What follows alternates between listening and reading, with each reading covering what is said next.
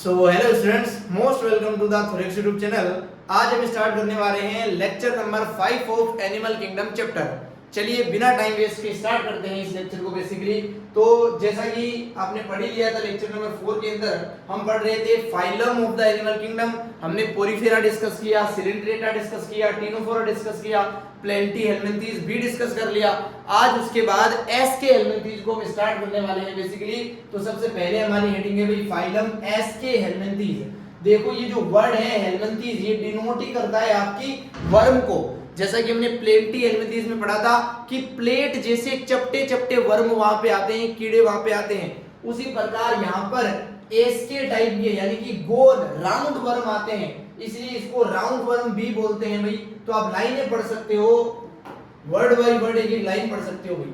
The body of aschelminthes, जो aschelminthes member के animals है, उनकी जो बॉडी होती है वो सर्कुलर हो सकती है भाई। कुछ ऐसी बॉडी होती है सर्कुलर, है ना। इन क्रॉस सेक्शन को अगर आप देखो तो आपको एक सर्कल दिखेगा। जैसे ये स्टाइलस है मेरे हाथ में, इसको अगर मैं ऐसे देखूं तो मेरे को एक लंबा दिख रहा है भाई, है ना, एक सिलेंड्रिकल स्ट्रक्चर दिख रहा है। लेकिन इसका अगर मैं क्रॉस सेक्शन देखूं कुछ ऐसे, तो बिल्कुल ही मुझे एक सर्कल दिखेगा। ये जो सर्कल है इसको बोलेंगे क्रॉस सेक्शन। क्या बोलेंगे? Cross section.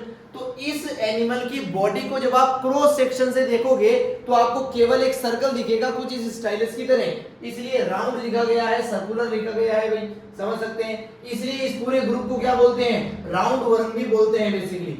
They may be free living, ये फ्रीली रह सकते हैं, किसी भी डिपेंड किए बिना रह सकते हैं भाई, अपना जीवन खुद बिता सकते हैं, फ्री लिविंग। ये पानी में मिल सकते हैं भाई, एक्वेटिक हो सकते हैं, ये जमीन पर मिल सकते हैं भाई, टेरेशिएट हो सकते हैं, ये पैरासिटिक हो सकते हैं, किसी दूसरे एनिमल की बॉडी के ऊपर मिल सकते हैं या बॉडी के अंदर मिल सकते हैं, उसी को क्या बोलते हैं? पैरासिटिक बोलते हैं भाई। वो दूसरा एनिमल प्लांट भी हो सकता है और एनिमल भी हो सकता है। तो ये जो एनिमल है भाई एसके हेलमिंथीज के, ये फ्री लिविंग हो सकते हैं, अपने आप खुद रह सकते हैं बिना किसी पे डिपेंड किए, पानी में मिल सकते हैं, जमीन पर भी मिल सकते हैं, किसी शरीर के अंदर या शरीर के ऊपर भी मिल सकते हैं, और वो जो किसी का शरीर है वो प्लांट और एनिमल दोनों हो सकते हैं। ये जो राउंड वर्म्स होते हैं, एसके हेलमिंथीज होते हैं, इनके अंदर organ system level of organisation मिलता है। मैंने आपको पढ़ाया था कि पोरीफेरा के अंदर क्या मिलता है? सेलुलर लेवल मिलता है। उसके बाद सिलेंड्रेटा और टिनोफोरा में टिश्यू लेवल था। प्लेंटी हेलमिंथीज में क्या आ गया था? ऑर्गन लेवल आ गया था। और एसके हेलमिंथीज में ऑर्गन सिस्टम लेवल आ गया है। यानी कि यहाँ पर ऑर्गन्स भी जुड़कर एक सिस्टम का फॉर्मेशन कर लेते हैं, वो सिस्टम एक टिपिकल फंक्शन करता है बेसिकली। तो उम्मीद करते हैं भाई एक एक वर्ड आपको समझ में आया है, और आगे बढ़ते हैं। They are bilateral symmetrical. ये जो ऑर्गेनिज्म होते हैं, इनकी जो बॉडी होती है, उस बॉडी में एक ऐसा प्लेन होता है जिस प्लेन से काटने पर दो इक्वल हाफ्स प्राप्त होते हैं। इसी सिमेट्री को क्या बोलते हैं? बाइलेटरल सिमेट्री बोलते हैं। सिमेट्री मैंने आपको पढ़ाई थी, एक होती है रेडियल सिमेट्री जिसमें बहुत सारे प्लेन होते हैं, किसी भी प्लेन से काटने पर दो इक्वल हाफ मिल जाते हैं, उसे बोला था रेडियल सिमेट्री।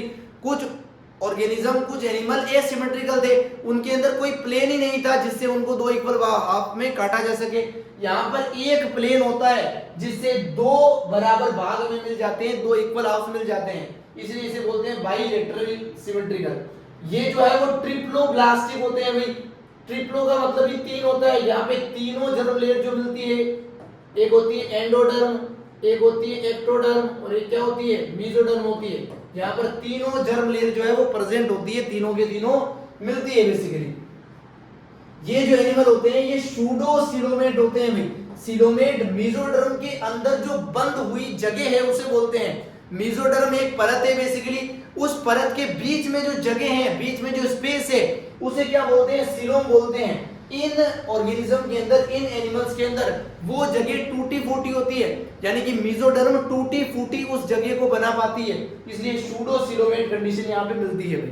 ठीक है। एलिमेंट्री कैनाल जो होती है यहाँ की वो कंप्लीट होती है भाई। कंप्लीट एलिमेंट्री कैनाल का मतलब है इनका जो डाइजेस्टिव सिस्टम है, एलिमेंट्री कैनाल जहाँ पर खाना रहता है बेसिकली, यहाँ पर दो ओपनिंग होती है भाई। एक ओपनिंग से तो खाना अंदर जाता है जिसे माउथ बोलते हैं, एक ओपनिंग से खाना बाहर निकलता है, उस ओपनिंग को क्या बोलते हैं बच्चों?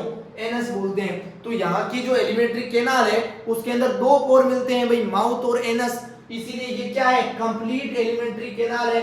वेल डेवलप्ड मस्कुलर फेरिंग्स भी होता है यहाँ पर। माउथ के अंदर क्या होता है बच्चों, फेरिंग्स होता है, जिससे भोजन को क्या किया जाता है, बेसिकली सर्कुलेट करके अंदर भेजा जाता है। तो उम्मीद करते हैं कि एक लाइन आपको समझा पा रहे हैं भाई। यहाँ पर एक एक्सक्रीशन के लिए ट्यूब होती है भाई, जो कि रिमूव करती है बॉडी से वेस्ट को, है ना। बॉडी की कैविटी जो है उसके अंदर जितना भी वेस्ट बन रहा है इसको बाहर निकालने के लिए एक एक्सक्रीटरी ट्यूब बनाई गई है, जो कि एक्सक्रीटरी पोर से बाहर निकलती है। यहाँ पर जो एनस होता है इसके पास में एक एक्सक्रीटरी पोर होता है। इस एक्सक्रीटरी पोर को जो मटेरियल देती है वो होती है एक्सक्रीटरी ट्यूब बेसिकली। ये इसके अंदर आप समझ सकते हो कि एक एक्सक्रीटरी ट्यूब है बेसिकली। ये एलिमेंट्री कैनाल मैंने बनाई है इमेजिन करके। इनकी जो बॉडी होती है वो भी कुछ ऐसी होती है भाई। तो ये जो बना रहा हूं इनकी बॉडी है। इमेजिन करो एक बड़ा सा पाइप है, वो इनकी पूरी बॉडी है। उस पाइप के अंदर एक पतला सा पाइप और है, वो इनकी क्या है, एलिमेंट्री कैनाल है। उस पतले से पाइप के बाहर एक पाइप और है, वो क्या है, इनकी एक्सक्रीटरी ट्यूब है बेसिकली। उस बीच वाले पाइप के अंदर तो खाना जाएगा, उस पतली सी ट्यूब के अंदर वेस्ट मटेरियल जाएगा बेसिकली, जो भी इस ऑर्गेनिज्म के अंदर बना होगा फॉर्म हो जाएगा, टॉक्सिक मटेरियल जो है ना। यहाँ पर जितने भी एनिमल्स होंगे उनके सेक्सेस जो होंगे वो सेपरेट होंगे भाई, यानी कि अलग अलग ऑर्गेनिज्म के पास अलग अलग सेक्स होगा। यानी कि एक ऑर्गेनिज्म के पास एक ही सेक्स होगा, यानी कि इस कंडीशन को क्या बोल सकते हैं भाई, यूनिसेक्सुअल कंडीशन बोल सकते हैं। इसी यूनिसेक्सुअल को डायोसियस कंडीशन बोलते हैं। डाई का मतलब दो, यहाँ पर दोनों सेक्सों के लिए दो बॉडी होती है, यानी कि मेल बॉडी अलग होगी, फीमेल बॉडी अलग होगी, इसलिए यूनिसेक्सुअल कंडीशन यहाँ पे बनाई गई है भाई। मेल और फीमेल जो डिस्टिंक्ट होते हैं भाई, अलग अलग बॉडी पे दोनों सेक्स ऑर्गन प्रेजेंट होते हैं। तो उम्मीद करते हैं कि लाइन आपको समझ में आई है और आगे बढ़ते हैं। देखो जो फीमेल की बॉडी होती है ना वो लंबी होती है, लॉन्गर होती है मेल की तुलना में, जैसा कि एनसीईआरटी का डायग्राम आपके सामने है भाई। देखो ये है मेल बॉडी का डायग्राम और ये है फीमेल बॉडी का डायग्राम। आप देख सकते हो भाई मेल की जो बॉडी है इस बॉडी की लंबाई इतनी है भाई, है ना, और जो फीमेल बॉडी है इसकी लंबाई कुछ इतनी है, यानी कि फीमेल का जो शरीर है वो ज्यादा लंबा होता है। इसीलिए लिखा गया है ऑफ्टन, सामान्यतः लगभग केसों में जो फीमेल की बॉडी होती है वो लंबी होती है मेल की तुलना में। समझ पा रहे हो, बिल्कुल समझ पा रहे हो। ये जो डायग्राम है भाई ये एक राउंड वर्म का टिपिकल डायग्राम है। इस ग्रुप के अंदर जितने भी मेंबर आते हैं उनका ये टिपिकल डायग्राम आप समझ सकते हो अकॉर्डिंग टू एनसीईआरटी। आगे बढ़ते हैं भाई। फर्टिलाइजेशन जो होता है वो इंटरनल होता है भाई। फर्टिलाइजेशन क्या होता है, मेल और फीमेल गेमेट का मिलना। जो फीमेल गेमेट है वो फीमेल बॉडी के अंदर ही रहेगा और मेल गेमेट मेल बॉडी को छोड़ के फीमेल बॉडी के अंदर आएगा और फीमेल बॉडी के अंदर मेल और फीमेल गेमेट मिलेंगे। इस गेमेट मिलने की प्रोसेस को क्या बोलते हैं, फर्टिलाइजेशन। जो फर्टिलाइजेशन कहां पे हो रहा है, फीमेल बॉडी के अंदर हो रहा है। इसी अंदर होने वाले फर्टिलाइजेशन को क्या बोलते हैं बच्चों, इंटरनल फर्टिलाइजेशन बोलते हैं। और इनका जो डेवलपमेंट है, जब दोनों गेमेट मिल जाएंगे तो जाइगोट बनेगा, उस जाइगोट से नया बच्चा बनेगा, नया ऑर्गेनिज्म बनेगा। ये जो ऑर्गेनिज्म बनने की प्रोसेस है इसी को क्या बोल सकते हैं, डेवलपमेंट बोल सकते हैं। ये डायरेक्ट भी हो सकता है और ये इनडायरेक्ट भी हो सकता है। अगर इस जाइगोट से मेल और फीमेल गेमेट मिलने से जाइगोट बना है, उस जाइगोट से अगर डायरेक्ट बच्चा बन जाता है, चाइल्ड बन जाता है, एनिमल बन जाता है, तब तो इसे बोलेंगे डायरेक्ट डेवलपमेंट। अगर बीच में कोई लार्वा बनता है, उस लार्वे से बच्चा बनता है, तो इसे बोलते हैं इनडायरेक्ट डेवलपमेंट बेसिकली। अगर यंग वन जो है वो रिजेंबल हो जाता है अडल्ट के साथ, यानी कि यंग वन जो बना है जाइगोट से वो सीधा ही अडल्ट के जैसा हो जाता है, तब तो बोलते हैं डायरेक्ट। और अडल्ट के जैसा नहीं होता, बीच में लार्वा बनता है, तब उसे क्या बोलते हैं बच्चों, इनडायरेक्ट बोलते हैं। तो एस्केरिस के कुछ एग्जांपल की बात करते हैं भाई। पहला एग्जांपल आता है एस्केरिस का। एस्केरिस का ही दूसरा नाम है राउंड वर्म बेसिकली। हालांकि एस्केरिस ग्रुप को राउंड वर्म बोलते हैं, लेकिन एक टिपिकल मोटे मोटे तौर पे बोला जाए तो राउंड वर्म जो है वो एस्केरिस ऑर्गेनिज्म के लिए यूज करते हैं भाई। एक अगला एग्जांपल है हमारे सामने वुचेरिया। ये जो वुचेरिया है इससे फिलारियासिस डिजीज होती है, जिसमें आपका जो पैर है, जिसको भी रोग हुआ है उसका जो पैर है वो हाथी की तरह फूल जाता है, उसे बोलते हैं फिलारियासिस डिजीज। और उस डिजीज को करता है वुचेरिया, जिसको फिलारिया वर्म भी बोलते हैं भाई, क्योंकि फिलारियासिस डिजीज ये करता है भाई। अगला है एनसाइक्लोस्टोमा। एनसाइक्लोस्टोमा को ही क्या बोलते हैं, हुक वर्म बोलते हैं। ये हुक जैसा होता है, पकड़ लेता है बेसिकली। तो ये तीन एग्जांपल है जो कि एस्केरिस ग्रुप के हैं और ये एनसीईआरटी में मेंशन है। एक एक वर्ड जो आपको समझ में आया है यहाँ पर एग्जैक्ट एनसीईआरटी से लिया गया है। तो यहाँ पे समाप्त करते हैं हम एस्केलेंथिस को और अगला फाइलम देखते हैं हम एनालिडा। इस एनालिडा के बारे में कुछ बातें आप जैसा कि पहले से ही जानते हो भाई, पहले लेक्चर में ही सब कुछ क्लासिफिकेशन का मेन क्राइटेरिया आपको समझाया था। वही लाइनें हैं, देखो ध्यान से। दे मे बी एक्वेटिक, ये पानी में रह सकते हैं भाई, एक्वेटिक हो सकते हैं। उस पानी में भी मेरीन हो सकता है भाई, खारा पानी हो सकता है, या फिर फ्रेश वाटर मीठा पानी भी हो सकता है। और ये जमीन के ऊपर भी मिल सकते हैं भाई, और ये फ्री लिविंग भी रह सकते हैं। कभी कभी ये दूसरे जीवों के ऊपर मिल जाते हैं, दूसरे एनिमल्स के ऊपर मिल जाते हैं, यानी कि पैरासाइट बहुत कम केसेस में होते हैं, ज्यादातर केसों में फ्री लिविंग और जमीन और एक्वेटिक दोनों तो हो ही सकते हैं। ठीक है, दे एग्जिबिट ऑर्गन सिस्टम। भाई इससे पहले जो ग्रुप आया एस्केलेंथिस, वहां पर भी सिस्टम बन गया, तो यहाँ तो ऑब्वियसली सिस्टम रहेगा, उससे भी एडवांस है ये, है ना। और यहाँ पर बाइलेटरल सिमेट्रिकल होगी, ऑब्वियसली इनके पास भी एक ही प्लेन है, जिस प्लेन से काटने पर इनकी बॉडी के दो बराबर भाग मिल जाते हैं बेसिकली। आगे लिखा गया है दे आर ट्रिप्लोब्लास्टिक। ट्रिप्लो ट्राई का मतलब ही तीन होता है, यहाँ भी तीनों जर्म लेयर मिलती है भाई, एक्टोडर्म, एंडोडर्म और मेसोडर्म। मेसोडर्म के बीच में जो जगह होती है उसी को क्या बोलते हैं, सीलोम बोलते हैं। यहाँ पर अच्छे से वो जगह बन जाती है, इसीलिए ये क्या होते हैं, सीलोमेट एनिमल्स भी होते हैं भाई। सीलोम भी यहाँ पर बहुत अच्छी बन गई है। ये जो है मेटामेरिकली सेगमेंटेड होती है भाई, इनकी बॉडी के अंदर छोटे छोटे सेगमेंट मिलते हैं, टुकड़े मिलते हैं, जैसे कि मैंने आपको बढ़ा भी रखा है। ट्रू सेगमेंटेशन कहाँ मिलेगा, एनालिडा के अंदर मिलेगा। यानी कि इनकी बॉडी को बाहर से देखो तब भी छोटे छोटे टुकड़े दिखेंगे, और अंदर से देखो तब भी छोटे छोटे टुकड़े दिखेंगे भाई। ये जो एनालिडा है इसके अंदर अभी डायग्राम दिखाएंगे आपको, तब आप देखना आपको सेगमेंट या फिर टुकड़े दिखेंगे भाई। इसी को आप मेटामर बोल सकते हो, मेटामेराइजेशन बोल सकते हो। आगे बढ़ते हैं। इनकी जो बॉडी सरफेस होती है, the body surface is distinctly marked out into segments और मेटामर्स। इनकी बॉडी जो है आउट बाहरी तरीके से खंडों में बंटी होती है भाई, उन्हीं खंडों को मेटामर या फिर सेगमेंट आप बोल सकते हो। इसीलिए ये जो फाइलम है इसे एनालिडा हमने कहा है। एनालिडा का मतलब यहाँ पे लिखा है, ये लेटिन का वर्ड है भाई एनालिडा, जो डेराइव हुआ है एनुलस से। एनुलस का मतलब होता है लिटिल रिंग, छोटी सी अंगूठी। इनका जो शरीर है बहुत ध्यान से देखो, कुछ ऐसा शरीर आपको दिखेगा, कुछ ऐसा छोटी छोटी अंगूठियों से मिलकर इनकी बॉडी बनी है, ऐसा लगता है। तो अंगूठी को लैटिन में बोलते हैं एनुलस, छोटी रिंग को क्या बोलते हैं, एनुलस। और इसी एनुलस वर्ड को इंग्लिश में कन्वर्ट कर दिया एनालिडा के अंदर, तब इस ग्रुप का नाम क्या रख दिया बच्चों, एनालिडा रख दिया। ये जो है लॉन्गिट्यूडनल और सर्कुलर मसल को रखते हैं भाई, और ये मसल इन्हें लोकोमोशन में भी हेल्प करती है। इनकी बॉडी के ऊपर जैसे मैंने एक बॉडी बनाने का प्रयास किया है यहाँ पर आपके सामने, यहाँ पर लॉन्गिट्यूडनल और सर्कुलर। लॉन्गिट्यूडनल का मतलब है पूरी बॉडी के अंदर ऐसी क्या मिलती है, मसल्स मिलती है लंबाई के अंदर, इसलिए इन्हें बोलते हैं लॉन्गिट्यूडनल। सर्कुलर मसल का मतलब समझना, सर्कुलर मसल का अंदर बॉडी के ऊपर ऐसे सर्कल बनाते हुए मसल मिलती है, इसे बोलते हैं सर्कुलर मसल। तो यहाँ पर लॉन्गिट्यूडनल मसल्स भी मिलती है, सर्कुलर मसल्स भी मिलती है, दोनों किसमें हेल्प करती है भाई, लोकोमोशन के अंदर हेल्प करती है। जो एक्वेटिक एनालिड्स होते हैं, यानी कि पानी के अंदर मिलने वाले जो एनालिडा होते हैं, उसका एक एग्जांपल लिखा है यहाँ पे नेरिस। ये जो नेरिस होता है इसके ऊपर लेटरल एपेंडेजेस होते हैं। जैसे मैं कहूं भाई ये नेरिस का डायग्राम है, ये नेरिस की बॉडी है। लेटरल का मतलब समझना बहुत ही ध्यान से, लेटरल का मतलब कुछ ऐसा है, इसकी बॉडी से कुछ ऐसे साइडों में, लेटरल का मतलब क्या होता है, साइड्स में एपेंडेजेस निकलते हैं, संरचनाएं निकलती है, बेसिकली एपेंडेजेस निकलते हैं। उन संरचनाओं का नाम क्या रखा है, पेरापोडिया रखा है। ये जो नाम है मैंने, ये क्या है बच्चों, ये पेरापोडिया है भाई।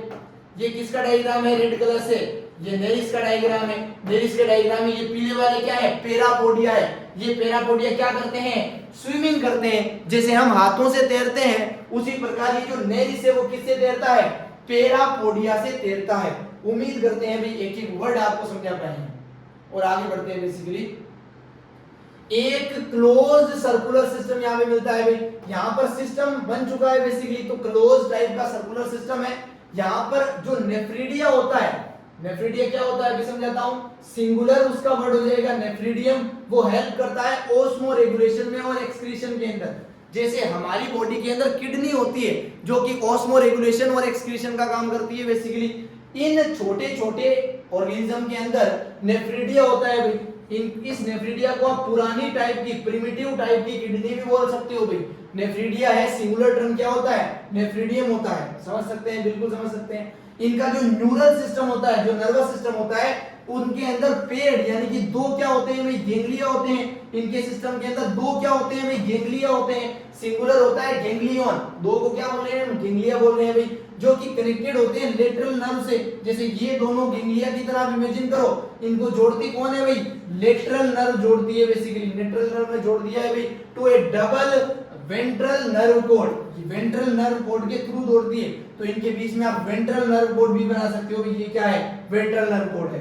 तो ये नर्वस सिस्टम के बारे में है और ये सर्कुलर सिस्टम और एक्सक्रीटरी सिस्टम के बारे में है। तो उम्मीद करते हैं एक एक लाइन एक एक वर्ड आपको समझ में आया है भाई बहुत ही बढ़िया तरीके से। और आगे बढ़ते हैं बेसिकली, आगे हमने लिखा है नेरिस के बारे में कुछ लाइन है बेसिकली। नेरिस क्या है, देखो नेरिस पानी में मिलता है एक्वेटिक फॉर्म में, इसके अंदर पैरापोडिया मिलते हैं जिससे ये तैरता है भाई। ये डायोसियस होता है, डायोसियस, डाई का मतलब ये दो होता है, यहाँ पर दोनों सेक्सों के लिए दो बॉडीज है, अलग अलग बॉडीज है, इसलिए ये कैसी कंडीशन है बच्चों, ये यूनिसेक्सुअल कंडीशन है, ये यूनिसेक्सुअल कंडीशन है। और जो अर्थवॉर्म होता है, अर्थवॉर्म आपने देखा होगा बरसात के दिनों में आपको रोडों पर घूमती हुई पतली पतली लट्टें दिखेगी, उन्हीं को क्या बोलते हैं, अर्थवॉर्म बोलते हैं बच्चों। ये जो अर्थवॉर्म होते हैं और जो लीचेस होती है बेसिकली, ये कैसी होती है, ये मोनोइशियस होती है। मोनो का मतलब ही एक, दोनों सेक्सों के लिए एक ही बॉडी है, एक ही बॉडी पे दोनों सेक्स है, मेल और फीमेल, इसलिए इस कंडीशन को क्या बोल सकते हैं, बाइसेक्सुअल कंडीशन बोल सकते हैं। तो उम्मीद करते हैं यूनिसेक्सुअल और बाइसेक्सुअल को डायोसियस और मोनोइशियस कैसे बोलते हैं आपको समझा पाए हैं। यहाँ पर जो रिप्रोडक्शन होता है भाई वो सेक्सुअल होता है, एसेक्सुअल टाइप का रिप्रोडक्शन यहाँ पे होता ही नहीं है। अगर मैं एनालिडा के एग्जांपल की बात करूं तो एनसीईआरटी की एग्जांपल है, बहुत ही ध्यान से देखो भाई। नेरिस पहला एग्जांपल तो अभी पढ़ रहे हैं हम, समुद्र में रह रहा है, तैर रहा है पैरापोडिया से। अगला है फेरेटिमा, फेरेटिमा को ही अर्थवॉर्म बोल रहे हैं भाई, और ये अर्थवॉर्म के बारे में भी ये रही लाइन, ये भी कैसा होता है भाई, मोनोइशियस होता है, बाइसेक्सुअल होता है अर्थवॉर्म जो है ना। और अगला है हिरुडिनेरिया, हिरुडिनेरिया जो है खून चूसने वाला लीच होता है। हमारे हेयर्स के अंदर भी लीचेस मिलती है भाई, है ना, वो क्या करती है, ब्लड को सक करती है। एक हिरुडिनेरिया एक एग्जांपल है भाई, और ये लीचेस किसके अंदर आती है भाई, Annelida group of the animal kingdom के अंदर आती है। तो उम्मीद करते हैं एक एक वर्ड आपको बहुत ही अच्छे से समझ में आ गया है। अब हमारे सामने डायग्राम है भाई, देखो ये डायग्राम है नेरिस का और ये डायग्राम है हिरुडिनेरिया का। नेरिस को अगर ध्यान से देखो तो देखो यहाँ पे छोटे छोटे सेगमेंट आपको दिख रहे हैं, देखो ये अभी जो पढ़ा था मेटाबोलाइजेशन सेगमेंटेशन, देखो छोटे छोटे खंड दिख रहे हैं, इसमें भी देखो ये छोटे छोटे खंड दिख रहे हैं, छोटे छोटे टुकड़े आपको दिख रहे हैं। अगर आप नेरिस को ध्यान से देखो तो देखो इसमें आपको पैरापोडिया दिख रहे हैं, ये जो रेड कलर से बना रहा हूं देखो ये क्या है, ये है पैरापोडिया। क्या है बच्चों, पैरापोडिया है। इन्हीं पैरापोडिया से ये समुद्र में तैरता है बेसिकली। ये जो हिरुडिनेरिया है यहाँ पर आपको दिख रहा होगा कुछ टेंटिकल्स लाइक स्ट्रक्चर है और यहाँ पर सर्कुलर टाइप का स्ट्रक्चर है। इन स्ट्रक्चर को आप ध्यान से देखो तो इनमें लॉन्गिट्यूडिनल और सर्कुलर दोनों मसल्स मिल रही है भाई। यहाँ पर भी आपको लॉन्गिट्यूडिनल और सर्कुलर दोनों मसल्स मिलेगी, जो दोनों मसल्स किस में हेल्प करेगी भाई, लोकोमोशन में हेल्प करेगी। तो उम्मीद करते हैं एक एक वर्ड एक एक डायग्राम क्लियर है भाई एस्केलेंथिस और एनालिडा किंगडम के बारे में। तो इतना ही कवर करेंगे इस लेक्चर के अंदर। अगले लेक्चर के अंदर हम अगले फाइलम के बारे में डिस्कस करेंगे। इस टॉपिक के अंदर कोई भी डाउट हो तो आप हमें कमेंट कर सकते हैं, 100% उसका रिप्लाई मिलेगा भाई। थैंक यू सो मच यहाँ तक थोरेक्स पे पढ़ने के लिए, और आगे भी पढ़ते रहेंगे उम्मीद है। तो मिलेंगे नेक्स्ट लेक्चर में, चिल्ड्रन।